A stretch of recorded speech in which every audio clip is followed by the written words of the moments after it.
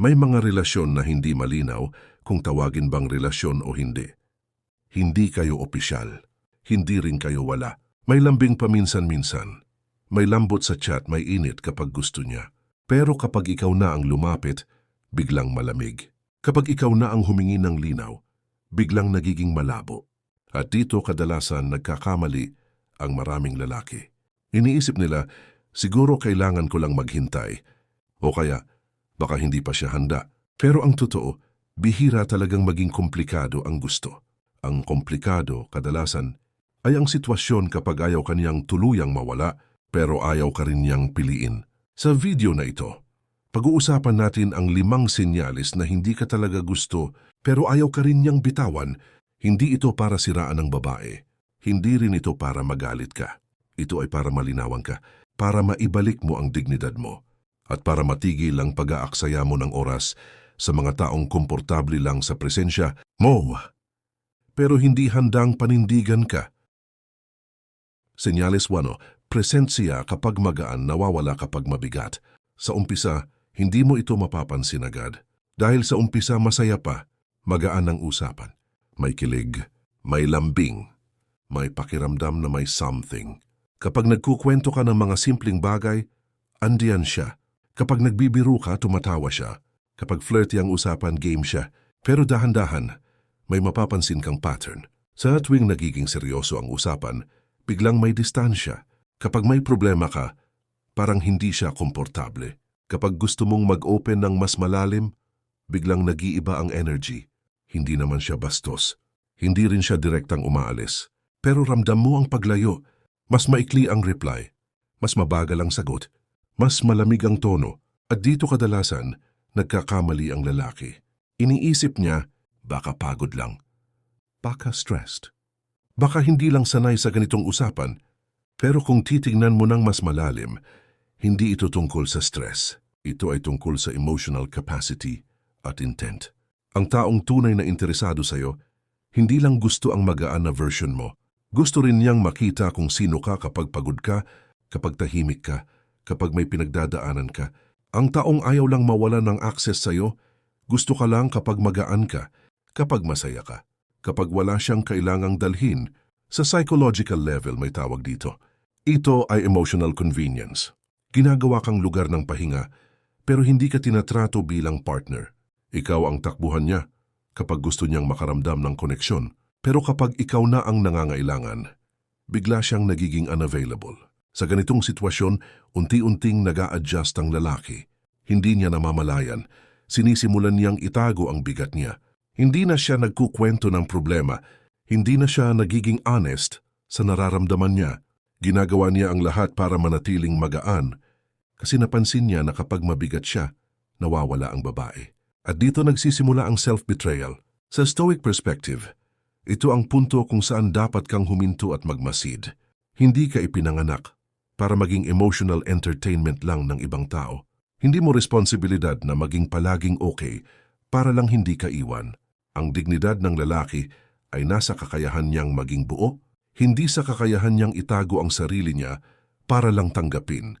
May isa pang mahalagang aspeto dito. Kapag ang isang babae ay consistent na nawawala sa tuwing may bigat, ipinapakita niya kung paano siya haharap sa mas seryosong yugto ng buhay.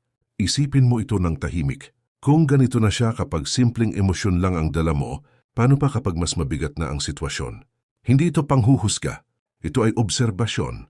At bilang lalaki, trabaho mong i-observe ang pattern, hindi lang ang potential. Hindi mo kailangang mag-confront agad. Hindi mo kailangang mag-demand. Ang unang hakbang ay clarity. Kung consistent siyang present lang kapag magaan, at consistent siyang nawawala kapag mabigat, hindi ito aksidente. Ito ay sagot na. Senyales 2, malinaw siya. Kapag ikaw ang magbibigay, malabo. Kapag ikaw ang hihingi, hindi ito agad halata. Sa umpisa parang normal lang. Parang natural lang na may give and take. Kapag siya ang may kailangan, malinaw ang lahat. Alam niya kung paano kakausapin. Alam niya kung anong tono ang gagamitin. Alam niya kung kailan lalapit. Hindi siya nagdadalawang isip. Diretso ang message. Minsan may lambing, minsan may lambot, minsan may konting vulnerability. At dahil lalaki ka, natural lang na magbigay ka. Hindi dahil obligasyon mo, kundi dahil may pakiramdam ka na may koneksyon kayo. May pakiramdam ka na may pinupuntahan ito. Pero dahan-dahan, mapapansin mo ang kaibahan kapag ikaw na ang may hinihingi. Kapag oras ang hinihingi mo, biglang busy. Kapag linaw ang hinihingi mo, biglang hindi sigurado. Kapag commitment ang hinihingi mo, biglang kailangan ng panahon. At hindi ito isang beses lang. Paulit-ulit itong nangyayari sa iba't ibang sitwasyon. Dito nagiging mahalaga ang obserbasyon ng pattern, hindi ng salita. Psychologically, malinaw ang mekanismo nito. Ang isang tao na gusto lang tumanggap pero ayaw magbigay ng malinaw na kapalit ay nag-ooperate mula sa posisyon ng kontrol. Hindi ito laging sinasadya. Hindi ito laging manipulasyon. Minsan, takot lang silang mawala ng opsyon. Klaro sa kanila kung ano ang pakinabang mo sa buhay nila. Hindi klaro kung gusto ka ba nilang panindigan. Kaya kapag ikaw ang nagbibigay, malinaw ang lahat. Kapag ikaw ang humihingi, nagiging malabo ang lahat. At dito unti-unting nasasanay ang lalaki sa mali.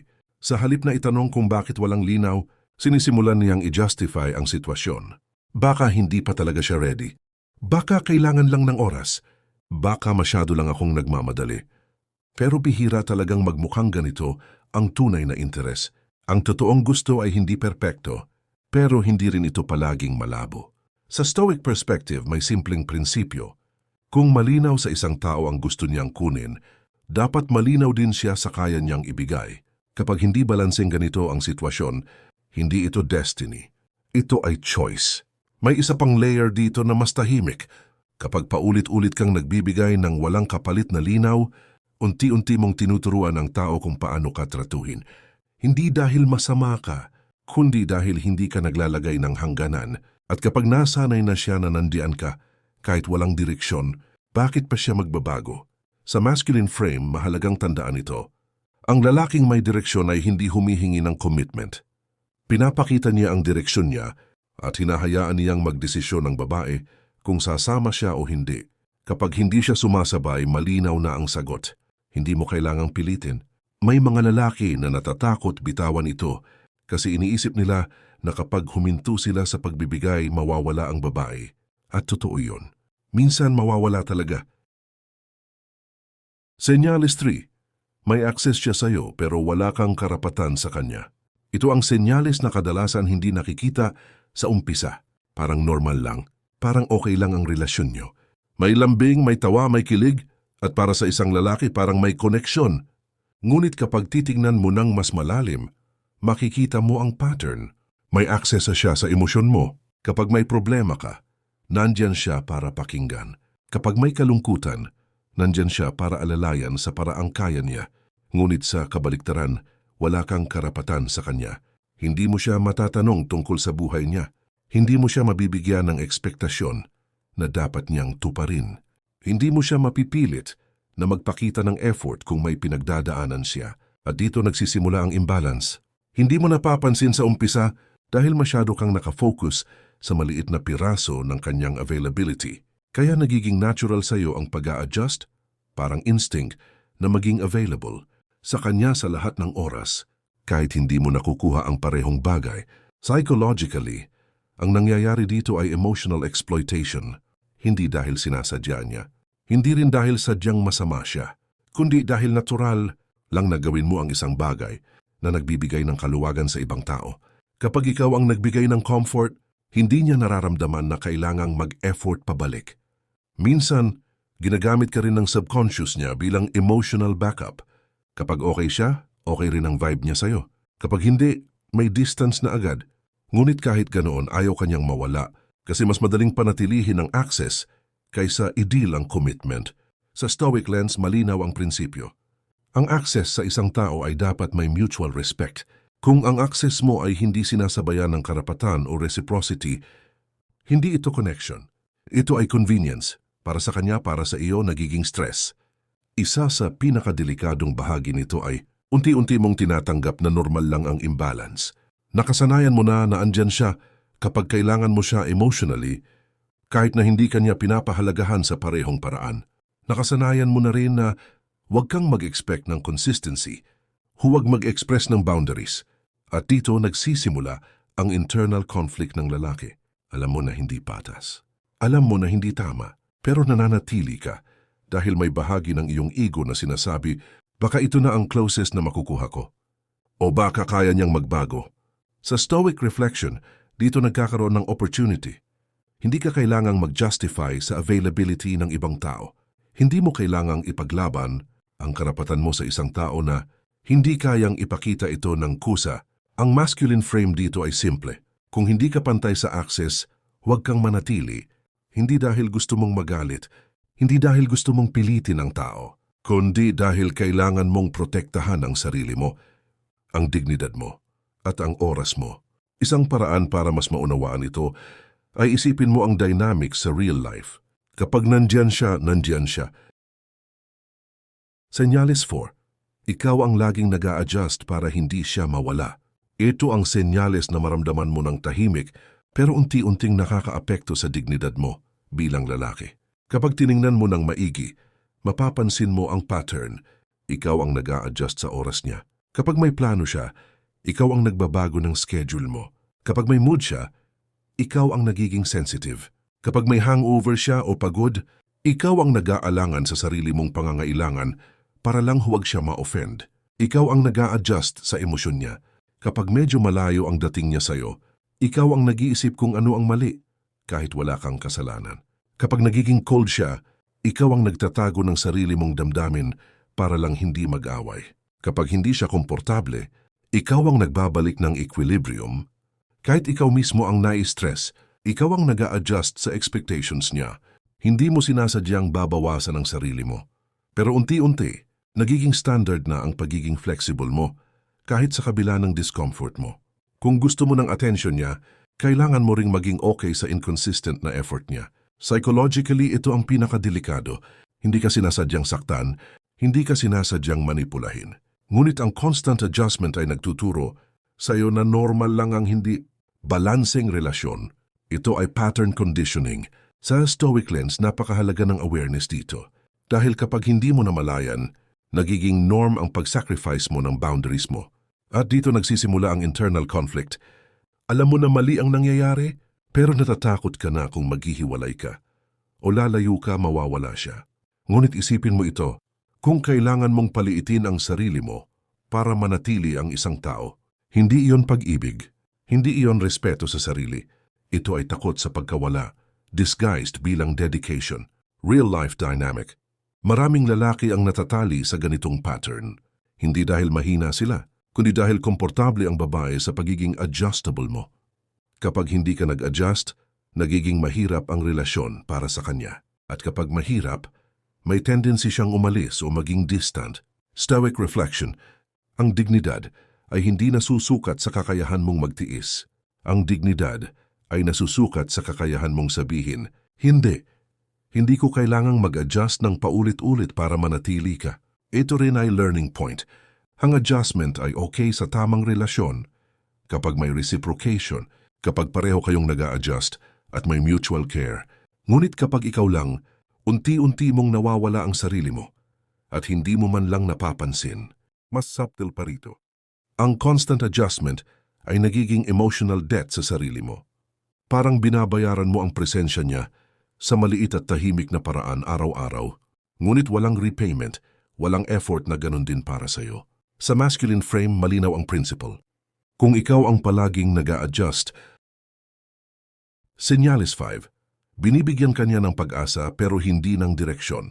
Ito ang senyalis na kadalasang pinakamalabo at pinakamadaling malito ang lalaki. Hindi kanya tinatanggihan. Hindi rin niya binibigay ang malinaw na commitment. Parang nakasabit ka lang sa pagitan ng baka at siguro. Makakakita ka ng mga linya tulad ng, hindi ko sinasabing ayaw kita. So hindi pa ako ready ngayon. Hayaan natin muna, tingnan natin. Sa umpisa parang okay lang, parang may hope, parang may posibilidad. Pero dito nagsisimula ang psychological loop. Ang bawat baka ay nagiging painkiller sa pagkabagot mo. Ang bawat siguro ay nagiging hook na nagpapatuloy sa iyo sa relasyon kahit walang malinaw na plano. Psychologically, tinuturo nito sa iyo na maging patient, na maghintay, at minsan na i-justify ang inconsistency niya. At dahil kalmadong lalaki ka, natural lang na tingnan mo ang bawat linya bilang potensyal. Kaya nananatili ka. Kahit pakiramdam mo unti-unti kang nauubos, ito rin ang senyales na pinakamahirap ipakita sa masculine frame. Hindi mo mademand ang direksyon, hindi mo ma-press ang tao, at sa stoic perspective, hindi mo rin dapat pilitin. Ang pinakamalaking risk dito ay emotional investment ng walang reciprocation. Habang nagbibigay ka ng hope sa sarili mo, nawawala ang clarity. Habang nagbubuo ka ng expectation sa baka someday, unti-unti kang natututo na tanggapin ang ambiguity bilang normal. Sa real-life dynamic, maraming lalaki ang nasasaktan dahil sa sinyalis na ito. Naiisip nilang baka darating ang araw na pipiliin niya ako pero walang timeline, walang consistency. Habang naghihintay ka, lumalaki ang gap sa pagitan ng expectations mo at sa realidad ng relasyon. Ito rin ay subtle manipulation, kahit hindi sadyang gawin. Kapag nakikita niyang handa kang manatili, kahit walang direksyon, nagiging comfortable siya sa status quo. Hindi mo maipapakita ang masculine strength mo sa taong hindi handang magbigay ng malinaw na choice. Sa stoic frame, malinaw ang principle, hope without direction is just attachment disguised as possibility. Hindi ka dapat manatili sa isang relasyon kung saan ang clarity ay palaging maybe. Ang hakbang dito ay obserbasyon at reflection, malinaw na makita ang pattern at tanungin ang sarili. Hanggang kailan ako maghihintay sa isang taong hindi handang pumili? Kapag nakilala mo ang senyales na ito, napipigilan mo ang paulit-ulit na cycle ng disappointment. Nagiging conscious ka sa sarili mong energy, oras at dignity. At sa masculine mindset, ay ito ang unang hakbang sa pag-reclaim ng control sa sarili mo, sa halip na umasa sa unpredictable na behavior ng iba. Kung may isang prinsipyo kang dadalhin mula sa mga senyales na ito, clarity ay fundamental. Ang gusto, malinaw. Ang hindi gusto, magulo. Hindi mo kailangan maghabol. Hindi mo kailangan magpaliwanag ng halaga mo. Hindi mo kailangan maging available sa mga taong hindi kayang pumili. Ang trabaho mo ay piliin ang sarili mo. I-set ang boundaries mo. I-maintain ang dignity mo. At kapag gusto mo ng mas maraming grounded na insight, reflection, at discussion sa ganitong dynamics, pwede kang mag-subscribe o panoorin ang susunod na video. Hindi ito para baguhin ang ibang tao. Ito ay para palakasin ka, gawing malinaw sa sarili mo at maprotektahan ang iyong sarili sa mga hindi balanseng relasyon.